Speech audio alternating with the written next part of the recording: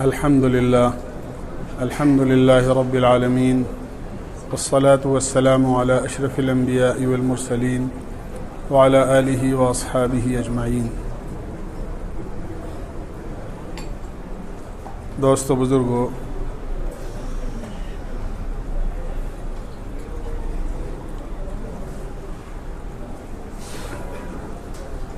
کل میں نے عرض کیا تھا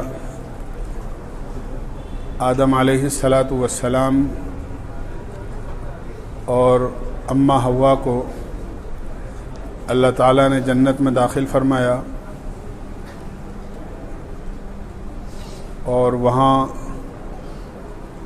ہر طرح آرام، چلنا پھرنا، عیش و آرام، جنت کے تمام پھلوں کو کھانا، لیکن ایک مخصوص درخت کے بارے میں فرمایا تھا کہ اس کے قریب مت جانا، لیکن چوک ہو گئی اور بھول ہو گئی، جس کے تحت دنیا میں جنت سے بھیج دیے گئے.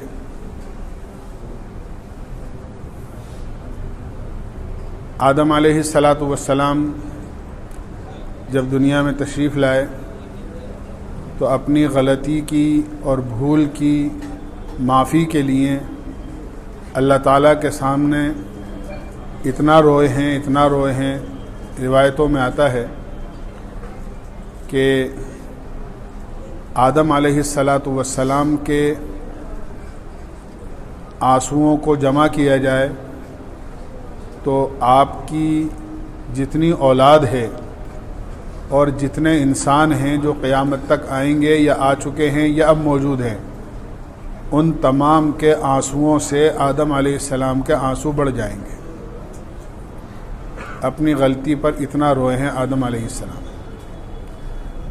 اللہ نے غلطی کو معاف کیا. جب آدم علیہ السلام دنیا میں تشریف لائے تو چونکہ آپ ہی کے ذریعے سے اللہ کو پوری دنیا میں انسانیت کو آباد کرنا تھا اور نسل انسانی کو بڑھانا اور اس کی نشو و نما کرنی تھی، اس لیے اللہ کے یہاں سے یہ نظام ہوا کہ آدم علیہ السلام اور اماں حوا کے ایک ساتھ 2 بچے پیدا ہوتے تھے، اور جو 2 بچے ایک ساتھ پیدا ہوتے تھے وہ سگے اور حقیقی بہن بھائی سمجھے جاتے تھے، اور ان کا آپس میں ایک دوسرے سے نکاح ممنوع تھا آدم علیہ السلام کی شریعت میں. ایک ساتھ ایک لڑکا اور ایک لڑکی 2 پیدا ہوتے تھے اور یہ دونوں سگے بہن بھائی سمجھے جاتے تھے.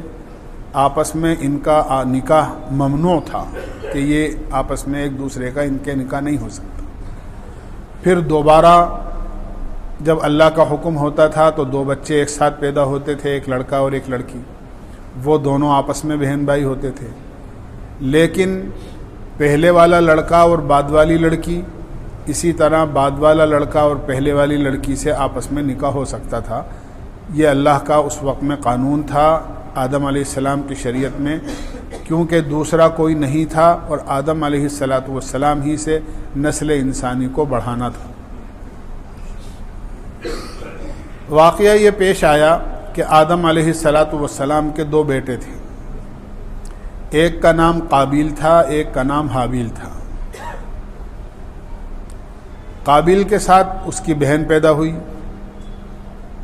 اسی طرح جب حابیل پیدا ہوا تو حابیل کے ساتھ بہن پیدا ہوئی. جب یہ جوان ہو گئے اور بڑے ہو گئے تو آدم علیہ السلام نے حابیل کی بہن سے قابیل کا رشتہ طے کیا اور قابیل کی بہن سے حابیل کا طے کیا اور حابیل کی بہن سے قابیل کا رشتہ طے کیا آپس میں. قابیل نے وہ سخت مزاج تھا، آدم علیہ السلام سے صاف منع کر دیا کہ میں اپنی بہن کا رشتہ حابیل سے نہیں کروں گا. حابیل کو اپنی بہن نہیں دوں گا، اور اس بات پر اصرار کیا اپنے والد محترم حضرت آدم علیہ السلام سے کہ میرا نکاح میرے ساتھ پیدا ہونے والی میری بہن ہی سے ہونا چاہیے۔ آدم علیہ السلام نے بہت سمجھایا کہ اللہ کا حکم اس طرح نہیں ہے، اگر اس طرح کرو گے تو اللہ کی نافرمانی ہوگی، اور اللہ کی نافرمانی جو ہے وہ بہت سخت چیز ہے، اللہ کے عذاب کو دعوت دینے والی ہے۔ جو شریعت کا حکم ہے تم اسی پر عمل کرو تو بہتر ہے۔ لیکن قابیل نے بات نہیں مانی، اور حابیل نرم مزاج شریعت کا پابند تھا۔ آدم علیہ السلام سے یہ کہا آپ جیسا حکم فرمائیں گے اور اللہ کا جو حکم اور شریعت کا جو حکم ہوگا میں اسی کے مطابق عمل کروں گا۔ باوجود جب سمجھانے کے قابیل کے بات سمجھ میں نہیں آئی تو آدم علیہ السلام نے کہا کہ چلو میری بات نہیں مانتے ہو تو اللہ ہی سے فیصلہ کرا لو، اور اس کا طریقہ یہ اختیار کیا کہ دونوں کے دونوں اللہ کے سامنے اپنی اپنی قربانیاں اور کوئی صدقہ اللہ کے سامنے اللہ کے نام پر پیش کرو۔ جس کا صدقہ قبول ہو جائے گا یہ سمجھو کہ اس کی بات اللہ کے یہاں مقبول ہے، اور جس کا صدقہ منظور اور مقبول نہیں ہوگا وہ یہ سمجھ لے کہ میں غلطی پر ہوں، اس کو اپنی غلطی سدھار لینی چاہیے۔ اتنی بات تو قابیل نے مان لی۔ حابیل بکریاں چرانے والا تھا، اس کے پاس بکریاں تھیں۔ قابیل کھیتی باڑی والا آدمی تھا، اس کے پاس غلہ اور اناج تھا۔ اور اس زمانے میں صدقے کی قبولیت اور نہ قبولیت کا ایک معیار یہ تھا کہ کسی اونچی جگہ پر پہاڑ پر صدقہ قربانی جو اللہ کے نام پر پیش کرنا ہوتا تھا وہ رکھ دیا جاتا تھا۔ آسمان سے آگ آتی اور جس کا صدقہ اللہ کو مقبول کرنا منظور ہوتا اس کے صدقے کو اور اس کی قربانی کو جلا کر خاک کر دیا کرتی تھی۔ جس کا صدقہ جس کی قربانی جل جایا کرتی تھی اس کے بارے میں یہ سمجھا جاتا تھا کہ اللہ نے اس کی قربانی کو قبول کر لیا، اور جس کا مال رکھا رہ جاتا تھا یہ سمجھا جاتا تھا کہ اس کا مال قبول نہیں ہوا۔ چنانچہ دونوں نے ایک اونچی جگہ پر پہاڑ پر قابیل نے اپنا اناج رکھا اور حابیل نے اپنے جانوروں میں سے ایک بہترین دمبا اللہ کے نام پر وہاں رکھا کھڑا کیا۔ سب نے اپنی آنکھوں سے دیکھا کہ آسمان سے آگ آئی اور حابیل کے دمبے کو جلا کر چلی گئی، اور قابیل کا مال اور اناج رکھا رہ گیا۔ جب قابیل نے مزید اپنی یہ بے عزتی دیکھی کہ اللہ تعالیٰ نے بھی میرا مال قبول نہیں کیا، تو مزید اس کے کہ وہ توبہ کرتا، اپنی غلطی سے باز آتا اور آدم علیہ السلام کی بات مانتا اور شریعت کا پابند ہوتا، مزید غصے میں آ کر اس نے اپنے بھائی سے یہ کہہ دیا لَأَقْتُلَنَّكَ، میں تو تجھے جان سے ماروں گا۔ چھوٹے بھائی نے سمجھایا بھی کہ بھائی بات میرے ہاتھ میں نہیں ہے، یہ تو اللہ کے ہاتھ میں ہے، میں نے تو کیا بگاڑا ہے تیرا۔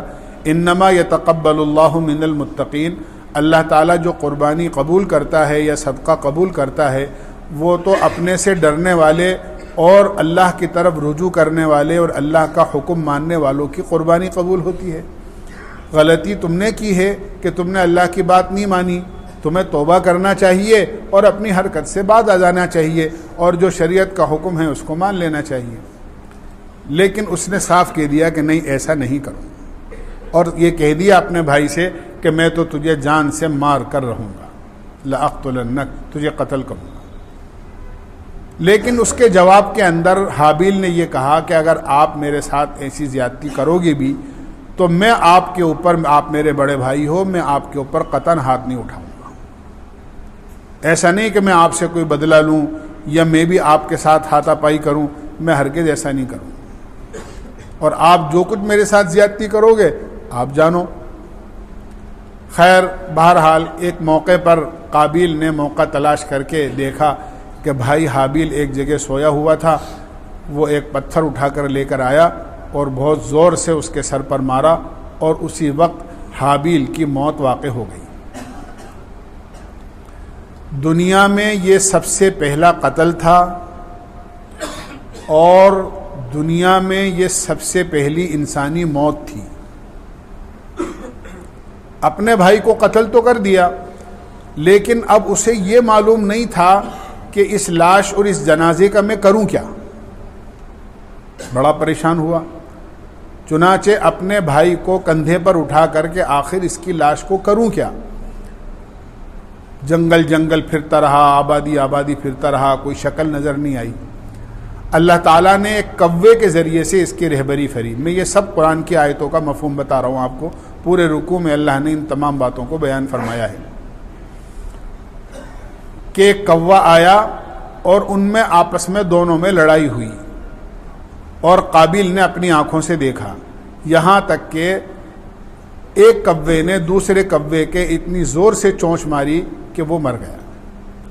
جب وہ مر گیا کوا، تو دوسرے کوے نے جس نے اس کو مارا تھا، اس نے اپنے پنجے سے اور چونچ سے زمین کو کریدنا شروع کیا، یہاں تک کہ ایک گڑھا بنایا، اور اس کے بعد اپنے مردہ کوے کو اس میں چونچ سے اور پنجوں سے ڈال کر اوپر مٹی ڈال دی۔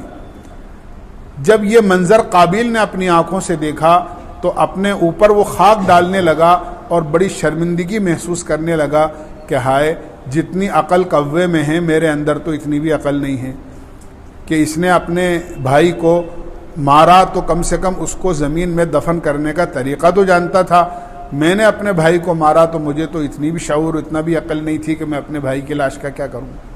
بہرحال جب اس نے یہ منظر دیکھا تو اس نے بھی گڑھا کھودا اور کھود کر اپنے بھائی کو اندر ڈال کر اس پر مٹی ڈال دی۔ آدم علیہ السلام اس دوران حج پہ تشریف لے گئے تھے۔ جب وہاں سے واپس آئے تو اپنے دیندار فرما بردار بیٹے حابیل کی موت پر اور اس کے قتل پر بہت زیادہ آدم علیہ السلام نے افسوس کا اظہار کیا، اور آدم علیہ السلام نے اپنے بڑے بیٹے قابیل، جس نے اللہ کی اتنی بڑی نافرمانی کری تھی اور اتنی بڑی زیادتی کری تھی، اس کے اوپر بھی بہت زیادہ افسوس کا اظہار کیا کہ اس کو ایسا نہیں کرنا چاہیے تھا۔ لیکن قابیل نے اللہ کی نافرمانی اور اپنے والد جو نبی تھے ان کی نافرمانی کے ساتھ ساتھ اپنے بھائی کے قتل کا بوجھ اپنے سر پر لیا تھا، اس لیے باپ کو شکل نہیں دکھا سکتا تھا، اس لیے وہ اپنے بہن کو اور اپنے جو ہے بچوں کو لے کے کسی غیر آباد جگہ چلا گیا اور وہاں اس کی نسل بڑھی۔ روایتوں میں آتا ہے کہ آدم علیہ السلام کے اس فرما بردار بیٹے سے جو نسل چلی وہ سب فرما بردار ہوئے، اور قابیل جو نافرمان تھا اس سے جو نسل چلی وہ سارے کے سارے اولاد اس کی بے حیا بدتمیز اللہ کی نافرمان پیدا ہوئی۔ اس سے یہ پتہ لگتا ہے کہ ماں باپ جیسے ہوتے ہیں اولاد پر ویسا ہی اثر پڑتا ہے۔ اگر بمبول کا درخت ہے تو بمبول کے درخت میں انگور اور سیب اور انار نہیں لگا کرتے، بلکہ بمبول کے درخت میں تو کانٹے ہی اگا کرتے ہیں۔ پھلدار درخت ہوگا تو پھل پیدا ہوں گے، اور کانٹے دار درخت ہوگا تو کانٹے پیدا ہوں گے۔ اسی لیے اللہ کے نبی علیہ السلام نے ارشاد فرمایا، اگر نیک اولاد چاہتے ہو تو چاہیے کہ تم خود نیک بنو، نیک عورت سے شادی کرو۔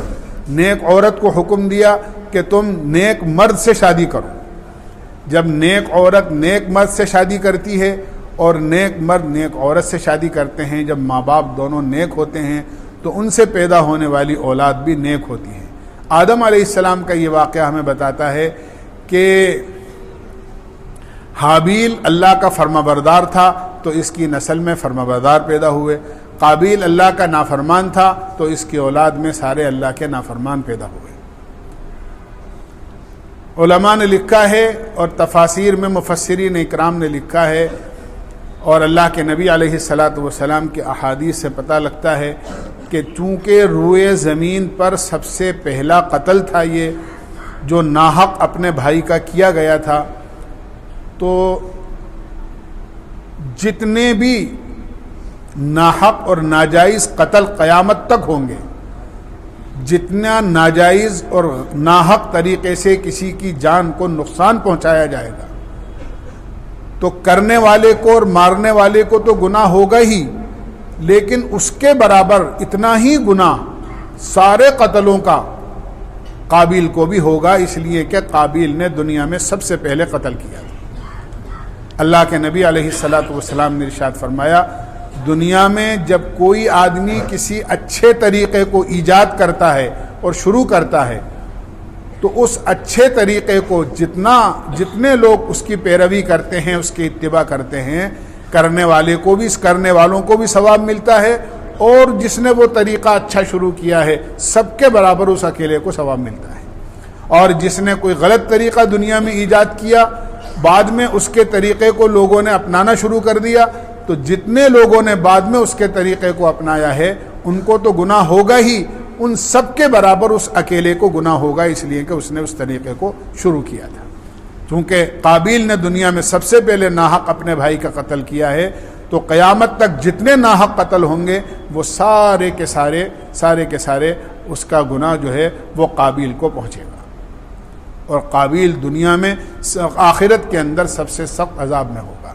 اس واقعے کو نقل کرنے کے بعد اللہ تعالیٰ قرآن کریم میں فرماتے ہیں کہ جس نے بھی کسی کو ناحق قتل کیا فَكَأَنَّمَا قَتَلَ النَّاسَ جَمِيعًا من قتل نفسا بغیر نفس او فساد فی الارض فکأنما قتل الناس جميعا، کسی نے زمین پر فساد برپا کرنے کے لیے، ماحول کو خراب کرنے کے لیے، یا کسی کو ناحق ستانے کے لیے اس کا جانی نقصان کیا، یوں فرمایا اگر ایک آدمی کا قتل کرتا ہے اور کسی ایک آدمی کو جانی نقصان پہنچاتا ہے کوئی آدمی ناحق، تو اللہ تعالیٰ فرماتے ہیں فَكَأَنَّمَا قَتَلَ النَّاسَ جَمِيعًا، اس نے ساری دنیا کے انسانوں کو قتل کر دیا، اتنا بڑا گناہ اس کو ہوتا ہے۔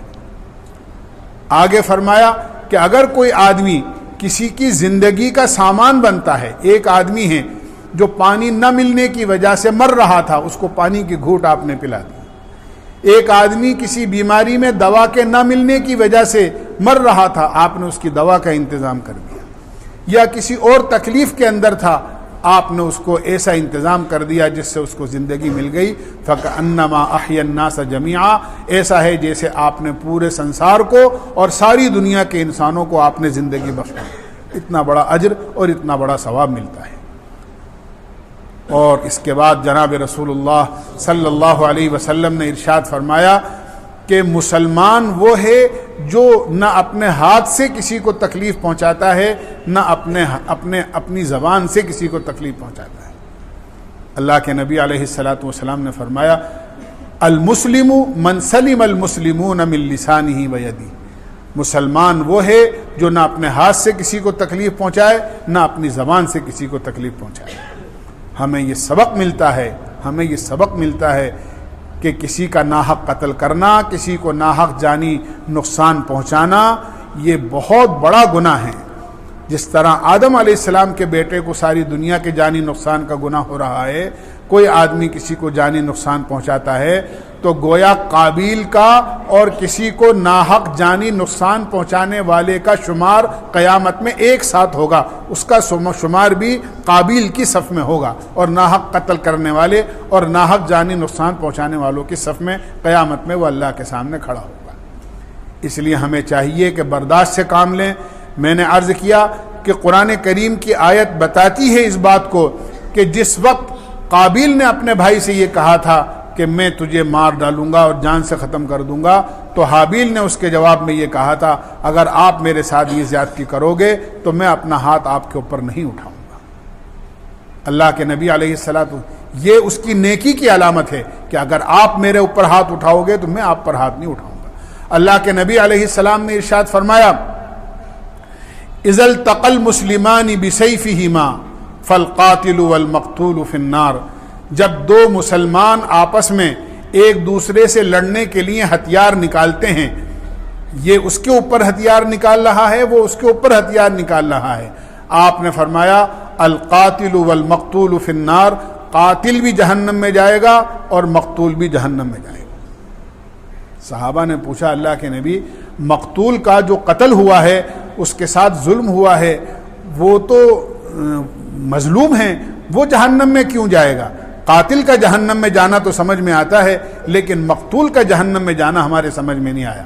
اللہ کے نبی علیہ السلام نے فرمایا کہ اس وجہ سے قاتل اور مقتول دونوں جہنم میں جائیں گے کہ ہتھیار دونوں نے نکالے تھے، یہ اس کو مارنے کی فکر میں تھا اور یہ اس کو مارنے کی فکر میں تھا. دونوں کی نیت ایک دوسرے کو مارنے کی تھی. چاہے وار کسی ایک کا لگ گیا اور وہ دوسرا مر گیا، لیکن نیت دونوں کی ایک دوسرے کو مارنے کی تھی. اس نیت کی وجہ سے اور دونوں کے اوپر ہتھیار نکالنے کی وجہ سے دونوں کے دونوں جہنم میں جائیں گے. چاہے اس نے قتل کیا ہو یا یہ قتل ہوا ہو، دونوں کے دونوں جہنم میں جائیں گے. اس لیے ہماری ذمہ داری بنتی ہے، ہمارا اسلام، ہمارا دین اس بات کی ہمیں اجازت نہیں دیتا ہم کسی کے ساتھ زیادتی کریں. ہمارا اسلام تو ہمیں یہ سکھاتا ہے کہ اسلام سلامتی والا مذہب ہے. اگر کوئی ہمارے ساتھ زیادتی کرے ہم اس کو اللہ کے واسطے معاف کر دیں. معاف کرنے والے کی عزت بڑھتی ہے دنیا میں بھی، اور معاف کرنے والے کی عزت بڑھتی ہے اللہ کے یہاں بھی. دوسرا سبق ہمیں یہ ملتا ہے کل والے واقعے میں بھی کہ شیطان نے عورت کے راستے سے، بیوی کے راستے سے آدم علیہ السلام کو بہکایا تھا. اور یہاں بھی جو سب سے پہلا قتل ہوا ہے وہ شادی اور بیٹی اور یعنی شادی کے چکر کے اندر ہوا ہے کہ قابیل نے انکار کر دیا کہ میں اپنی بہن جو ہے وہ نہیں دوں گا. آدم علیہ السلام نے کہا کہ شریعت کا حکم ہے مان جاؤ، لیکن نہیں مانا. بس بہن نہ دینے اور رشتہ داری جو اللہ کے حکم پر ہونی چاہیے تھی نہ ہونے کی وجہ سے قتل ہوا ہے. اس لیے اللہ کے نبی علیہ السلام نے ارشاد فرمایا النساء حبالۃ الشیطان، عورتیں شیطان کا بہت بڑا جال ہوا کرتی ہیں. شیطان عورتوں کی کمزوری کے راستے سے مردوں پر حملہ کرتا ہے. عورت کے راستے سے مردوں پر شیطان حملہ کرتا ہے. اللہ کے نبی علیہ السلام نے ارشاد فرمایا. اسی لیے آپ نے فرمایا الحیاء شعبۃ من الایمان، حیا اور شرم جو ہے وہ ایمان کا ایک بہت بڑا حصہ ہے. آدمی کو عورتوں کے بارے میں شرم، حیا اور نرمی سے کام کرنا چاہیے. ایسا نہ ہو کسی عورت کے چکر میں آ کر آدمی کسی اللہ کی نافرمانی کے اندر مبتلا ہو جائے. اس کا ہمیں خیال رکھنا چاہیے. عورتیں کو غمگین نہیں ہونا چاہیے. عورت کے لیے تو یہی بہت بڑی فضیلت ہے. آدم علیہ السلام کو اللہ نے مٹی سے بنایا اور حضرت حوا کو اللہ نے، آدم علیہ السلام جب جنت میں تھے تو جنت کے اندر حضرت حوا کو پیدا کیا. حضرت حوا جنت سے باہر پیدا نہیں ہوئی ہیں بلکہ جنت میں پیدا کیا ہے حضرت حوا کو اللہ تعالیٰ نے. اسی لیے علماء نے لکھا ہے کہ اگر آدمی عورتوں سے محبت کرے اور اس طریقے سے کرے جس طریقے سے، جائز طریقے سے اللہ کے نبی نے محبت کرنے کا حکم دیا ہے، بیوی سے محبت کرے، اپنی بیٹی سے محبت کرے، اپنی بہن سے محبت کرے. اللہ کے نبی نے فرمایا جو اس قسم کے لوگ ہیں وہ میرے ساتھ جنت میں ہوں گے. دونوں انگلیوں کا اس طرح اشارہ کر کے فرمایا جس طرح یہ دونوں انگلیاں برابر ہیں اسی طرح میں اور وہ دونوں جنت کے اندر ہوں گے. دونوں جنت کے ہوں گے. آدم علیہ السلام کی بائیں پسلی جو ہے اس سے حضرت حوا کو پیدا کیا گیا ہے. عورت کو آدم علیہ السلام کے پیر کے قریب سے پیدا نہیں کیا. اللہ چاہتے تو اس کو اس کی بھی قدرت تھی کہ پیر کے کسی حصے سے پیدا کر دیتے. اللہ نے ایسا نہیں کیا کہ آدمی کہیں عورت کو پیر کی جوتی نہ سمجھ لے، اس لیے پیر کے حصے سے پیدا نہیں کیا. اور نہ سر کے کسی حصے سے پیدا کیا کہ اتنا بھی سر پہ نہ چڑھا لے کہ پھر آدمی کے لیے مسئلہ دوسرا ہو جائے. کہ نہ عورت کو سر پر بٹھانا چاہیے نہ پیر کی جوتی سمجھنا چاہیے، بلکہ بائیں طرف دل کے قریب جو پسلی ہے اللہ نے حضرت حوا کو اس سے پیدا کیا ہے. پتہ یہ چلا کہ عورت مرد کی بائیں پسلی سے جو دل کے قریب ہوتی ہے اس سے پیدا کی گئی ہے. اس لیے عورت کو اور بیوی کو اور ماں کو اور بہن کو جو ہمارے رشتے ہیں ان کو دل میں جگہ دینا چاہیے. ان کے ساتھ رحم کا، نرمی کا، مہربانی کا، عنایات کا، داد و دہش کا جو ہے وہ معاملہ کرنا چاہیے. اسی لیے ایک صاحب کہنے لگے کہ جی بہن کو زکوٰۃ دے دوں، بہن مستحق ہے. میں نے کہا بہن ہی رہ گئی تھی زکوٰۃ دینے کے لیے، بہن ہی رہ گئی تھی زکوٰۃ دینے کے لیے. ارے جس باپ کی پیٹ سے تو پیدا ہوا ہے اور جس ماں کے پیٹ سے تو پیدا ہوا ہے تیری بہن بھی اسی پیٹ سے پیدا ہوئی ہے. تیری ذمہ داری بنتی ہے اپنا وہ حلال مال جو تو کھاتا ہے، تیری بیوی کھاتی ہے، تیرے بچے کھاتے ہیں، اپنی بہن اگر ضرورت مند ہے تو اپنے اس حلال مال سے مدد کرے. زکوٰۃ کے لیے تو اور بہت بتیرے موجود ہیں. بہن ہی رہ گئی ہے زکوٰۃ دینے کے لیے. ایک آدمی پوچھ رہا ہے کہ میری بہن کو زکوٰۃ دے دوں. مسئلے کی بات الگ ہے کہ اگر بہن مستحق ہے تو اس کو زکوٰۃ دے سکتے ہیں, لیکن ذرا دل سے بھی سوچنا چاہیے, آدمی کو ذرا گریبان میں منہ ڈالنا چاہیے. اس کی ماں وہ جو میری ماں, اس کا باپ وہ جو میرا باپ, اور میرا زکوٰۃ کا مال جو میرے مال کا میل ہے وہی رہ گیا اس کو دینے کے لیے. عورتوں کے ساتھ مہربانی کرنے کا بہت حکم کیا گیا ہے.